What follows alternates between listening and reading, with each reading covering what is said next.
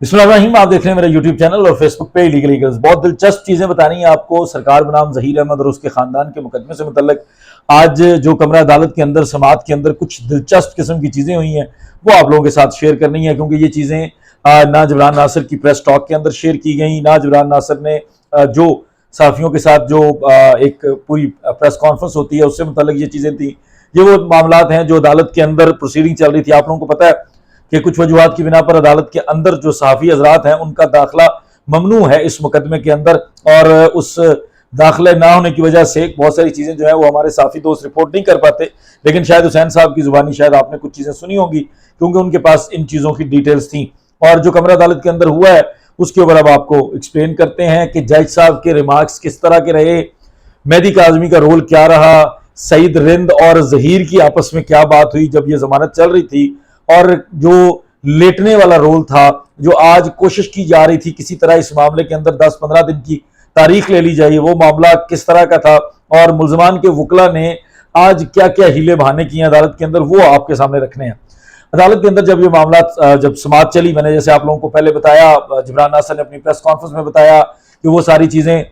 जज इलियास मेमन साहब को कन्वे की गई कि जनाब ने इस मुल्ज़िम को ज़मानत दी। जब आपने इसकी कबल गिरफ्तारी की ज़मानत खारिज की थी तो अपने फैसले के अंदर वो भी लिखा था, जब ये 21 जुलाई को थ्रेट कर रहा था, ब्लैकमेल कर रहा था, हरास कर रहा था, और उसके बाद जब आपने इसको बाद गिरफ्तारी की ज़मानत दी है तो उसके बाद जो ये काम कर रहा है वो आज आपके सामने इसके कारनामे रखने हैं, जो उन्होंने एक एक करके जब अदालत के सामने रखा कि इसने ये मैसेज किया, इसने ये प्रोफाइल पिक्चर लगाई, इसने ये बच्चियों के नाम की धमकी दी, ये सारी चीज़ें रखते हुए अदालत बहुत हैरान थी। जहां जज साहब थोड़े हैरान हुए कि एक मुल्ज़िम जिसके खिलाफ 364A का मुकदमा है, जिसके खिलाफ जो है वो MLO की प्रोसीडिंग पेंडिंग है कि 375 लग सकती है, जिसके खिलाफ इंसानी स्मगलिंग का मुकदमा पेंडिंग है, वो बंदा किस तरह से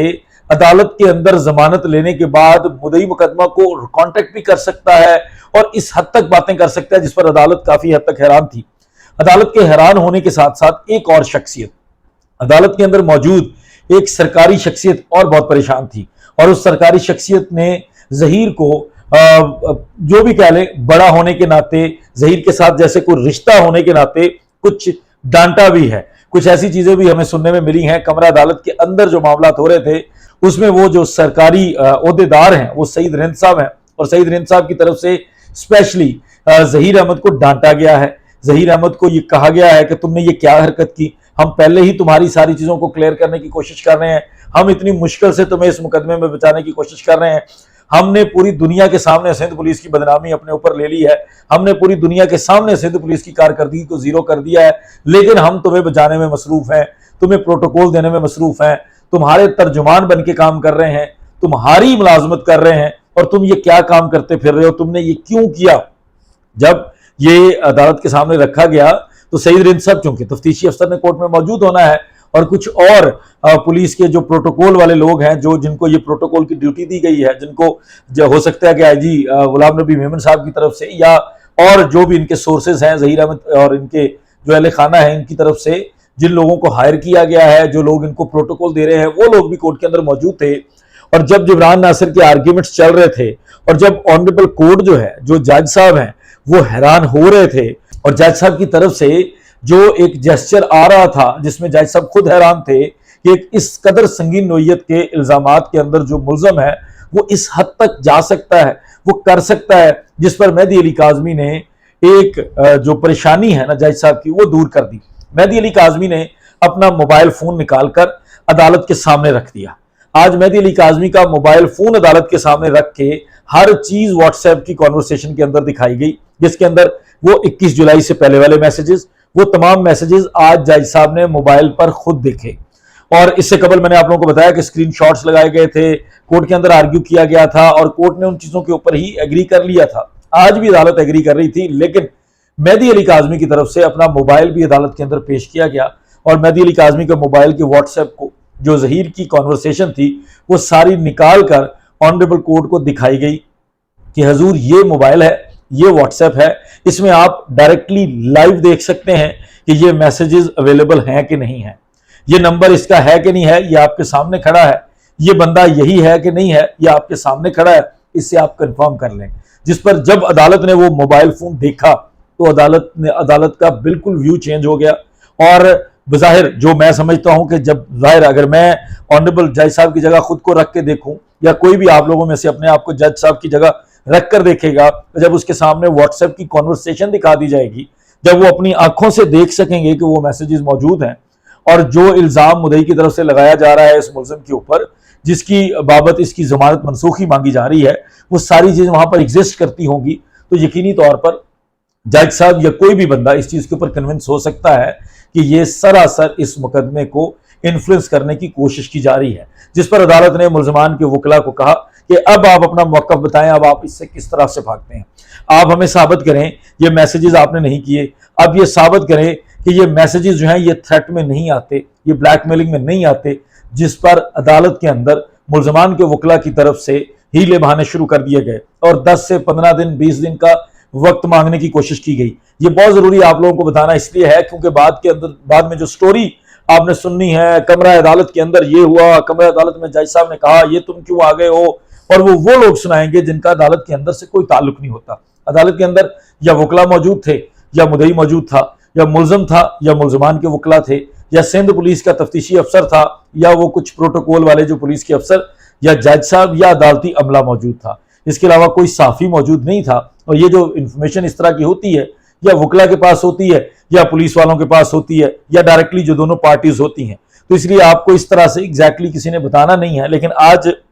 عدالت کی طرف سے جب عدالت کے سامنے یہ تمام شواہد رکھے گئے تو عدالت کی طرف سے نہ صرف حیرانی کا اظہار کیا گیا بلکہ سختی کا بھی. عدالت کی طرف سے ٹھیک ٹھاک قسم کا غصہ بھی نظر آیا ہے. عدالت نے بھی اس چیز کو بڑا سیریسلی لیا ہے کہ جب ایک ملزم کو ضمانت دی جاتی ہے تو قانون کے مطابق اس نے ہر لحاظ سے اپنے آپ کو کلیئر رکھنا ہے. لیکن جب عدالت کے سامنے مہدی علی کاظمی کا موبائل پریزنٹ کر دیا گیا اور موبائل کے اندر آپ سمجھ سکتے ہیں کہ ایک چیز جو اسکرین شاٹ پرنٹ لیے جاتے ہیں, پرنٹ آؤٹس ہوں اور اس چیز کو اپنے الفاظ کے اندر ایکسپلین کیا ہو, وکلاء نے اپنی ڈرافٹنگ میں لکھا ہو, لیکن دوسری طرف اگر اس کو آپ کمپیئر کریں کہ آپ کے سامنے وہ موبائل بالکل جو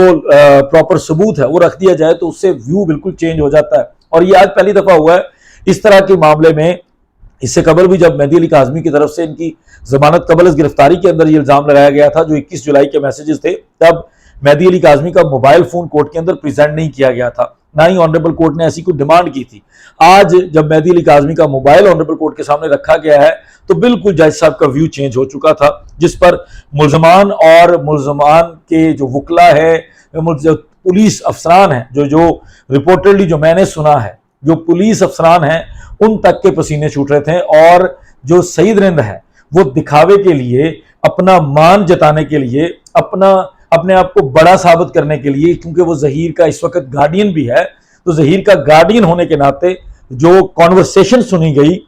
سعید رند اور ظہیر کی آپس میں وہ یہ تھی کہ جس میں سعید رند اس سے خفا ہو کر پوچھ رہا تھا, اس کو ڈانٹ رہا تھا کہ تمہیں یہ کام نہیں کرنا چاہیے تھا. اب ظاہر ہے سندھ پولیس جو ہے, سعید رند صاحب جو ہیں وہ اتنی محنت سے, اتنی کوشش سے, اتنی زیادہ لگن سے اس کو بچا رہے ہیں, تو بڑا مشکل کام ہے. اگر ظہیر اس طرح کی حرکت کر دیتا ہے اس طرح کی سٹیج پر تو بڑا مشکل کام ہے اس کو بچانا. جس پر عدالت جو ہے وہ بضد تھی کہ آج بحث کی جائے. ملزمان چونکہ ہیلے بہانے پر اتر آئے, ملزمان کو محسوس ہو گیا, جو ملزمان کے وکلاء تھے انہوں نے بہت زیادہ ہیلے کیے اور بہت زیادہ بہانے کرنے کے اوپر جب انہوں نے 15-20 دن کی تاریخ مانگی تو عدالت نے 24 اکتوبر منڈے کا, اور یہ تک کہا ہے کہ چاہے 3 بجے آ جاؤ, میں نے منڈے کو اس کیس کو چلانا ہے, میں نے منڈے کو اس ضمانت منسوخی کی درخواست کے اوپر اپنے معاملات مکمل کر کے اس کا فیصلہ سنانا ہے, لہٰذا تم لوگوں کو منڈے سے زیادہ میں ٹائم نہیں دوں گا اور 24 اکتوبر کو تم آؤ گے. اب جو لگ رہا ہے بظاہر جو واٹس ایپ چیٹ ڈائریکٹلی جج صاحب نے موبائل کے اندر دیکھ لی ہے, اس سے ابھی تک جو لگ رہا ہے کہ ظہیر صاحب جو ہیں وہ منڈے کو اگر فیصلہ سنا دیا جاتا ہے, منڈے کو اس درخواست کو نمٹا دیا جاتا ہے, تو بظاہر لگ یہ رہا ہے کہ پروٹوکول وہی ہوگا لیکن طریقہ کار مختلف ہوگا. اگلی سیٹ سے شاید پچھلی سیٹ میں منتقل کر دیا جائے گا اور وہاں سے آئی جی صاحب کے جو غلام نبی میمن صاحب کے مہمان خانے کی بجائے آئی جی جیل خانہ جات کے مہمان خانے جو کہ جیل کہلاتی ہے وہاں پر منتقل کیا جائے گا منڈے کو. جو بھی اپڈیٹ ہوگی وہ آپ کے سامنے ضرور رکھیں گے. بہت شکریہ. السلام علیکم.